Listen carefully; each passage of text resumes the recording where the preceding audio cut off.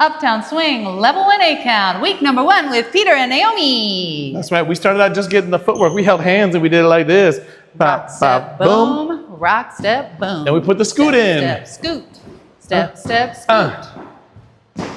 So your basic footwork that you're going to practice a whole bunch is rock, step, triple step, step, step, triple step. I'm the leader. 1, 2, 3 and 4, 5, 6, 7. I'm the follower, starting on the right. Hey, You got to do that a million times. That's your practice.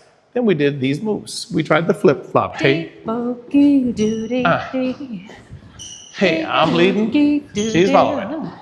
We tried this sequence. We do the yo-yo. You do the reverse yo-yo.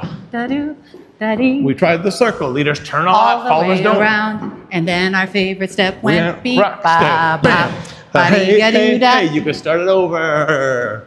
And that's what we did. Hey. Ooh.